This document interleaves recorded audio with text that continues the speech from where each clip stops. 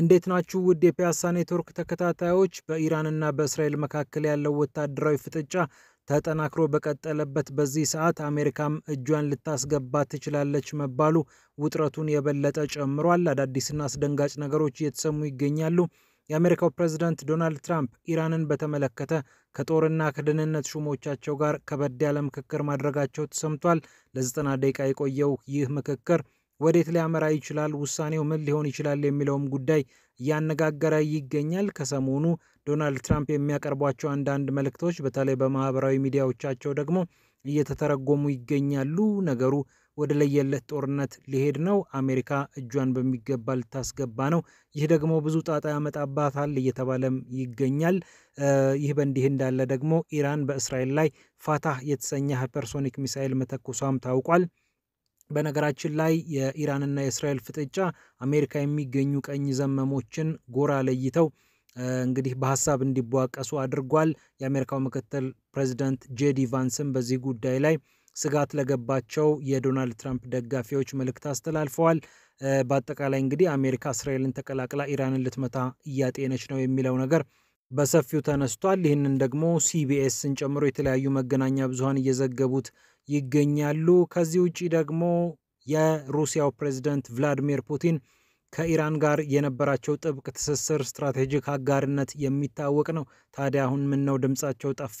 በጦር መሳሪያ ባይሆን እንኳን በሀሳብ ምን ነው ኢራንን አላገዙም የሚለው ጉዳይ እየተነሳ ይገኛል። አንዳንዶች ኢራንን ከድተዋታል ፑቲን እያሉም ይገኛሉ። አንዳንዶች ደግሞ ሩሲያ በዚህ ጦርነት ወይም በዚህ ፍልሚያ ከኢራንና ከእስራኤል ግጭት ማለት ነው የምታተርፏቸው 3 ነገሮች አሉ እያሉም ይገኛሉ። ለማንኛውም ወደ ጉዳዮቻችን እንለፍ። ፒያሳ ኔትወርክን ሰብስክራይብ በማድረግ ላይክ እና ሼር በማድረግ ለሌሎች በማጋራት አስተያየቶችን በመጻፍ አብራችሁን ሁኑ እንላለን። ከፒያሳ ኔትወርክ ጋር መልካም ቆይታ ተመኝተንላችኋል። የአሜሪካው ፕሬዝዳንት ዶናልድ ትራምፕ እንግዲህ እስራኤልን ተቀላቅለው ኢራንን ለማጥቃት እያሰቡ እንደሆነ በሰፊው የተዘገበ ይገኛል። የአሜሪካው ሲቢኤስን ጨምሮ የተለያዩ መገናኛ ብዙሃን በዚህ ጉዳይ ላይ ሰፋ ያለ ሀተታ እያቀረቡ ይገኛሉ። እንግዲህ ከሰሞኑ የትራምፕ መልእክቶች ጋር በተያያዘም ይሄ ነገር እየተያያዘ ይገኛል። እንደሚታወቀው ትሩዝ ሶሻል በተሰኘው ማህበራዊ ሚዲያቸው ላይ ያለምንም ቅድመ ሁኔታ እጅ ስጡ አንኮንዲሽናል ሰረንደር የሚለውን መልእክታቸውን ጨምሮ ብዙዎች ኢራንን በዚህ መጠን እያስፈራሩ የሚገኙት እጃቸውን ሊያስገቡበት ስለሆነ ነው እያሉም ይገኛሉ። በእርግጥ ትራምፕ ማስፈራራት ተክነውበታል። ማስፈራራት እንግዲህ ከእርሳቸው ምናልባት ስጦታዎች መካከል አንደኛው ሳይሆን አይቀርም። የሆነ ግብ ላይ ከመድረሳቸው በፊት የሚሄዱበት መንገድ ላይ ማስፈራራት የሚባለውን ቋንቋ እንግዲህ ከመዝገበ ቃላታቸው በደንብ አድርገው ይጠቀማሉ። ዶናልድ ትራምፕ ኢራንን ሲያስፈራሩ ቆይተዋል። ልንመታው እንችላለን ብለዋል። አሁን በእስራኤል በኩል እያስመቱ ነው። አሁን ደግሞ እንግዲህ እየተነሳ የሚገኘው እስራኤል ያለ አሜሪካ ድጋፍ ይህንን ጦርነት መቋጨት አትችልም። በተለይ ደግሞ ግብ ተደርጎ የተቀመጠው የኢራን የኒውክሌር መሰረተ ልማቶችን ማውደም ነው። ይህ እንዲሆን ደግሞ አሜሪካ ታስፈልጋለች የሚለው ነገር በሰፊው እየተነሳ ይገኛል። 90 ደቂቃ ያህል የቆየ ከብሔራዊ ጸጥታ ቡድናቸው ጋር የቆየ ምክክር ማድረጋቸውም ተሰምቷል። በዋናነት ከኢራን ጋር የተገናኘ እንደሆነ ተሰምቷል። እንግዲህ እስራኤል ግቤ ብላ ያስቀመጠችው አንደኛው ነገር ኢራን ኒውክሌር የሚባል መሳሪያ እንዳትታጠቅ ማድረግ ነው። ስለዚህ ሙሉ ለሙሉ በተለይ ዩራኒየም ማበልጸግ በማትችልበት ሁኔታ ውስጥ ራሷን እንድታገኝ እስራኤል ትፈልጋለች። ስለዚህ ይህንን ለመደብደብ ደግሞ ፎርዶ የተባለውን የኒውክሌር ጣቢያ በሚገባ መምታትና ማውደም ያስፈልጋል። ከዚህ ቀደምም በፒያሳ ኔትወርክ ዝግጅቶቻችን ላይ ስለዚህ የኒውክሌር ጣቢያ ብዙ ነገር ብለናል። ኢራን በዋናነት እንግዲህ 2 ወሳኝ የሚባሉ የኒውክሌር ማዕከላት አሏት። አንደኛው ናታንዝ ይባላል። ከኢራን ወደ 225 ኪሎ ሜትር ያህል ርቀት ላይ የሚገኝ ነው። ሁለተኛውና በጣም ወሳኙ ደግሞ ፎርዶ ይባላል። ፎርዶን ወሳኝ የሚያደርገው በተራራ ስር ያለ መሆኑ ነው። በዙሪያው እንግዲህ ተፈጥሮም ከልሎት ሲሰራም እንግዲህ ዲዛይን ሲደረግ እንዲህ አይነት ከለላ እንዲኖረው ተደርጎ ስለተሰራ በጥልቀት ወደ ታች ወደ መሬት ገብቶ የተሰራ ነው። ስለዚህ ይህንን የኒውክሌር ጣቢያ ለማውደም ደግሞ 2 ነገሮች ያስፈልጋሉ። አንደኛው የጦር አውሮፕላን ነው። ሁለተኛው ደግሞ ቦምቡ ነው። የጦር አውሮፕላኑ እንግዲህ ቢቱ ስትራቴጂክ ቦምበር ነው። ይሄ እንግዲህ በዲዮጎ ጋርሻም ጭምር አስቀምጣው ነበር አሜሪካ። ዲዮጎ ጋርሻ በተሰኘው ህንድ ውቅያኖስ አካባቢ በሚገኘው ደሴት የጦር ቤዝ ነው። ከእንግሊዝ እንግዲህ ተውሳ እየተጠቀመችበት የምትገኘው ነው። ይሄንን የጦር ቤዝ በተመለከተ እንግዲህ ከዚህ ቀደም በፒያሳ ኔትወርክ ሰፋ ያለ ነገር ስላቀረብን ስለሱ በዝርዝር አንመለከትም። ነገር ግን ይህ የጦር አውሮፕላን ከዲጎ ጋርሻ ተነስቶ ምናልባት ኢራን ላይ ጥቃት ሊሰነዘር ይችላል ተብሏል። ምክንያቱም ከዚህ ቀደምም በተደጋጋሚ እንደተነገረው ዲጎ ጋርሻ በተሰኘው ደሴት አሜሪካ ጦሯን ማስቀመጥ የፈለገችበት ዋነኛው ምክንያት ከኢራን ጋር የሚገናኝ ነው። ቢቱ ቦምበር ወይም ደግሞ ቢቱ አውሮፕላን ብቻ በቂ አይደለም። ጂቢዩ 57 የተሰኘ ወደ 30,000 ፓውንድ ወይም ደግሞ 13,600 አካባቢ ኪሎግራም የሚመዝን ግዙፍ ቦምብ አለ። እሱን እንግዲህ መጠቀም ያስፈልጋቸዋል። እስራኤል ይሄ ቦምብ የላትም፣ ቢቱም የላትም ለጊዜው። ስለዚህ የአሜሪካን ድጋፍ ትፈልጋለች። ስለዚህ የሚሆነው ነገር ምንድን ነው? አሜሪካ መሳሪያውን ሰጥታ ኢራን በእስራኤል እንድትጠቃ ነው የምታደርገው ወይስ ራሷ አስነስታ እንግዲህ ትደበድባለች የሚለው ጉዳይ አነጋጋሪ እንደሆነ ይታወቃል። ከሰሞኑ ደግሞ የተለያዩ ወታደራዊ እንቅስቃሴዎች ነበሩ። ወደ 30 የሚሆኑ ለተለያዩ የጦር ጀቶችና የጦር አውሮፕላኖች ነዳጅ ማቅረብ የሚችሉ ግዙፍ አውሮፕላኖችን አሜሪካ ነዳጅ ሞልታ ስታንቀሳቀስ ነበረ። ወደ አውሮፓም ሲንቀሳቀሱ ነበር ተብሏል። እና እነዚህ ወታደራዊ እንቅስቃሴዎች ከዶናልድ ትራምፕ የሰሞኑ መልእክቶች ጋር ተዳምሮ ኢራንን ለመደብደብ ወሳኝ የሚባል እርምጃ ላይ አሜሪካ ደርሳለች ወይም ደግሞ የመጨረሻው ምዕራፍ ላይ አሜሪካ ደርሳለች እየተባለ ይገኛል። ቴህራን እንግዲህ ያላትን ሚሳኤል እየተጠቀመች ትገኛለች። ፋታ አንድ የተሰኘውን ሃይፐርሶኒክ ሚሳኤል ወደ ቴል አቪቭ መላኳ ይታወቃል ለጥቃት። እንግዲህ እስራኤል ያው ከኢራን የሚደርሱ ጥቃቶች በአመዛኙ ውጤታማ በሆነ መልኩ እየቀነሱ ነው ወይም ደግሞ ስጋት በማይሆኑበት ደረጃ ላይ ሊደርሱ ይችላሉ የሚል እምነት አላት። አሁንም እንግዲህ በሺዎች የሚቆጠሩ ሚሳኤሎች ያላት ሀገር ነች ቴህራን። በትንሹ ወደ 3000 አካባቢ የሚሆኑ ሚሳኤሎች አሏት። ከነዚህ ውስጥ በትንሹ 2000 የሚሆኑት ወደ እስራኤል መወንጨፍ የሚችሉ ወይም ረጅም ርቀት መሸፈን የሚችሉ ናቸው። ሌላው እንግዲህ አሜሪካ ስጋት የሚሆንባት በእርግጥ በዚህ ጦርነት ውስጥ የምትገባ ከሆነ ከኢራን ጥቃት ይሰነዘርባታል። በአካባቢው የሚገኙ በርካታ የጦር ቤዞች ያሏት አሜሪካ በሺዎች የሚቆጠሩ ወታደሮችን በመካከለኛው ምስራቅ አስፍራለች። የጦር ቤዞቿ እንግዲህ ከጅቡቲ እስከ ኢራቅ የተዘረጉ እንደሆነ ይታወቃል። ስለዚህ ኢራን እነዚህን የጦር ቤዞች እመታለሁ ብላ ከዚህ ቀደምም ዝታለች። አሜሪካ ሙሉ ለሙሉ እጇን የምታስገባ ከሆነ ይሄ ነገር አይቀርም እየተባለ ይገኛል። ይህ ደግሞ በአሜሪካ ፖለቲከኞችም ዘንድ ጎራ እንዲለዩና በሀሳብ እንዲቧቀሱ አድርጓቸዋል። በተለይ ደግሞ ማጋ የሚባል አንድ ካምፕ እንዳለ ይታወቃል። ሜክ አሜሪካ ግሬት አጌን የሚል ምህጻረ ቃል ነው። ማጋ የዶናልድ ትራምፕ ካምፕ ነው። በሪፐብሊካን ውስጥ ያሉም እንዲሁም ደግሞ ገለልተኛ የሆኑ ፖለቲከኞችም በተለይ አሜሪካ ትቅደም ወይም አሜሪካ ፈርስት የሚለውን መርህ የሚከተሉ ሁሉ የተቀላቀሉት ነው።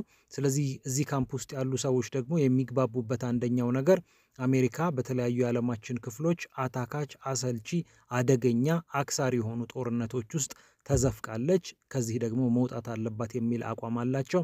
ዶናልድ ትራምፕም የሩሲያንና የዩክሬንን ጉዳይ በሰላም መቋጨት አለብኝ ብለው የተነሱበት አንደኛው መንገድ ይህ ነው። በመካከለኛው ምስራቅም በትሪሊየን የሚቆጠር ዶላር አፍስሰን ሺዎችን ገብረን ያመጣነው ለውጥ የለም፣ ኪሳራ ነው በሚል ዶናልድ ትራምፕ ከዚህ ቀደም መናገራቸው የሚታወስ ነው። እንግዲህ እነዚህና ሌሎች ነገሮች ተደማምረው የአሜሪካ ፖለቲከኞች ለሁለት ተከፍለዋል። ይሄ የኛ ጦርነት መሆን የለበትም የሚሉት በአንድ በኩል፣ የለም ኢራን ስጋታችን ነች፣ ጠላታችን ነች የሚሉት ደግሞ በሌላ በኩል እየተወዛገቡ ይገኛሉ ማለት ነው። ይህ ያሳሰባቸው የአሜሪካው ፕሬዝዳንት ምክትል የሆኑት ጄዲ ቫንስ ምክትል የአሜሪካ ፕሬዝዳንት የሆኑት ጄዲ ቫንስ አንድ መልእክት እንግዲህ በኤክስ ገጻቸው ላይ አስፍረዋል። ዶናልድ ትራምፕ ኢራንን በተመለከተ ወጥ የሆነ አቋም ነው ያላቸው። ስለዚህ ምንም የሚያሰጋ ነገር የለም። ዶናልድ ትራምፕ የሚወስኑት ውሳኔ በሙሉ ውጤታማ ነው የሚሆነው። ስለዚህ ተረጋጉ ብለዋል እና መልእክታቸው ውስጥ ምናልባት አሜሪካ ኢራንን የማጥቃት እቅድ አላት፣ ስለዚህ ትገባበታለች የሚለውን ነገር የበለጠ አጠራጣሪ እንዲሆን ወይም ጥርጣሬውን ከፍ እንዲል አድርጎታል ማለት ይቻላል። ሌላኛው ጉዳይ እንግዲህ ፑቲንን ይመለከታል። ፑቲን የኢራን ወዳጅ፣ የኢራን ስትራቴጂክ አጋር መሆናቸው የሚታወቅ ነው፣ እንደ ሀገር ማለት ነው፣ እንደ ሩሲያ እና አሁን ኢራንን ክደዋል የሚል ጥያቄ እየተነሳ ይገኛል። በተለይ ደግሞ ኢራኖች እያነሱት ያለው ነገር ምንድን ነው? እኛ ሩሲያ ጦርነት ላይ በነበረችበት ጊዜ ከዩክሬን የተለያዩ ጥቃቶች በኔቶ አማካኝነት ሲሰነዘርባት እኛ ድጋፍ አድርገን ነበር። እንደሚታወቀው ኢራን ሻሂድ 136 የተሰኘ ድሮን ለሩሲያ አስረክባ ነበር። ይሄ ደግሞ የዩክሬንን የተለያዩ ወታደራዊ መሰረተ ልማቶች ለመምታት በከፍተኛ መጠን አገልግለዋል። እነዚህ ድሮኖች እንግዲህ በሩሲያ ጭምር እንዲመረቱ ኢራን ፈቅዳ ለሩሲያ ከፍተኛ ጥቅም እንደሰጠች ኢራን ታምናለች እና እኛ ለእናንተ ችግር ደርሰናል፣ እናንተ ግን ለእኛ አልደረሳችሁም የሚል በተለይ ማህበራዊ ሚዲያ አካባቢ ኢራናውያን በከፍተኛ መጠን ቁጣ እንዲቀሰቅሱ ምክንያት ሆኗል። እንደውም ሱ-35 የተሰኘውን ዘመናዊ የጦር ጀት ሩሲያ ከዚህ ቀደም ብላ ሰጥታን ቢሆን ኖሮ እንዲህ አይነት ውጥንቅጥ ውስጥም ባልገባን፣ ከኤፍ-35 የጦር ጀት ጋር አንገት ለአንገት ተናንቀን እስራኤልን በቀጠቀጥናት የሚል ሀሳብም ያላቸው አሉ። ሌሎች ደግሞ በፑቲን በኩል አስተያየት የሚሰጡ ሰዎች እንደዚህ አይነት በተለይ ሱ-35ን ጨምሮ የተለያዩ ወሰብሰብ ያሉ የጦር መሳሪያዎች ረጅም ዓመታትን ነው የሚፈልጉት። ስለዚህ ምናልባት ከ3-4 ዓመት በፊት ተሰጥተው ቢሆን እንኳን አሁን ላይ በትክክል ጥቅም ላይ ለመዋል በጣም ያስቸግራል። ምክንያቱም ኢራን ፓይለቶች ማሰልጠን አለባት፣ ከዛ ውጭ ወታደራዊ መሰረተ ልማቶችን ለዚህ የጦር ጀት ማመቻቸት አለባት ይላሉ። እንደውም እንደ መከራከሪያ የሚያቀርቡት ሮማንያን ምሳሌ በመስጠት ነው። ሮማንያ ኤፍ-16 የጦር ጀት ተሰጥቷት ነበረ። ነገር ግን ብቁ ስላልሆነች ይህንን የጦር ጀት ለማብረር ወይም ደግሞ ፓይለቶቿን ስላላዘጋጀች፣ ወታደራዊ መሰረተ ልማቶቿን በአግባቡ ስላላስተካከለች ከ8 እስከ 10 ዓመት ከዚህ ስርዓት ጋር ለመዋሃድ ጊዜ ወስዶባታል የሚል ነገር ነው የሚያነሱት። በሌላ በኩል ደግሞ ሩሲያ በእስራኤልና በኢራን ፍልሚያ 3 ወሳኝ ነገሮችን አግኝታለች። አንደኛው እንግዲህ የነዳጅ ዋጋ ነው። ነዳጅ ዋጋ ከፍ እያለ በመጣ ቁጥር ሩሲያ ትጠቀማለች። ስለዚህ ይሄ አንደኛው ያገኘችው ነገር ነው። ለዛ ይሆናል ዝምታን የመረጠችው የሚሉም አሉ። ከዩክሬን ላይ ትኩረት መነሳቱም ሌላኛው ነገር ነው። ዩክሬንን ቀስ ብሎ ለማድቀቅና የአሜሪካም የኔቶም ትኩረት ወደ እስራኤልና ወደ ኢራን እንዲሆን በማድረግ የሚደረገው ድጋፍ እንዲሁም ደግሞ አጠቃላይ ጦርነቱን በተመለከተ የሚሰጡት አስተያየቶች ለዘብ እንዲሉላት ሩሲያ ይህንን አጋጣሚ ትጠቀመዋለች ነው እየተባለ የሚገኘው። ከዛ ውጭ ደግሞ እስራኤልንና ኢራንን ለማደራደር ወይም አሜሪካንና ኢራንን ለማደራደር ራሷን ገለልተኛ አድርጋ ለማቅረብ ስለፈለገች ነው ይህንን ነገር እያደረገች ያለችው እየተባለ ነው። ምክንያቱም ኢራናውያን እያሉ ያሉት ነገር ምንድን ነው? ሩሲያ ቢያንስ ወታደራዊ ድጋፎችን እንኳን ባታደርግ እንደው በዲፕሎማሲያዊ መስኩ እንደው ብታግዘን ምን አለበት የሚል ነው ሀሳባቸው። ሩሲያ ግን በጥንቃቄ ነገሮችን እያየች ትገኛለች። በተለይ ከትራምፕ ጋር ብዙም መፋለም የፈለጉ አይመስልም። ቭላዲሚር ፑቲን እንግዲህ ያው ብሔራዊ ጥቅም አንዳንዴ እንዲህ ነው። ለአንዳንድ ሀገራት ማድረግ የሚያስፈልጉ ወይም ማድረግ የሚቻሉ ነገሮችን እንኳን እንዳይደረግ ሊያደርግ ይችላል። ምክንያቱም እዚህ ጋር የራሳቸውን ብሔራዊ ጥቅም አለ። እሱን አጥተው ወይም ኮምፕሮማይዝ አድርገው ኢራንን ረጅም ርቀት ሄደው ማገዝ ይፈልጋሉ ወይ የሚለውም ጉዳይ ሌላኛው ነው። ነገር ግን ምናልባት ኢራን እንደ ሶሪያ የመንግስት ለውጥ ወይም የስርዓት ለውጥ ቢደረግባት ወይም ደግሞ የመፈራረስና አቅም የማጣት ችግር ውስጥ ብትገባ፣ ሩሲያ ግን ዞሮ ዞሮ ወዳጅ አጣች፣ ይሄም ይጎዳታል የሚል ነገር እየተነሳ ይገኛል። ከፒያሳ ኔትወርክ እንግዲህ በእስራኤልና በኢራን እንዲሁም በሌሎች በዓለም አቀፍ ጉዳዮች ትኩስ የሆኑ ዘገባዎችን እንዲሁም ጥልቅ ትንታኔዎችን ማቅረባችንን እንቀጥላለን። እስካሁን ስለነበረን ቆይታ ከልብ እናመሰግናለን። ፒያሳ ኔትወርክን ላይክ፣ ሰብስክራይብ፣ ሼር በማድረግ አብራችሁን ቆዩ። የጥልቅና የተአማኒ ዘገባዎች ቤተሰብ ሁኑ እንላለን። ሰላም ለዓለማችን።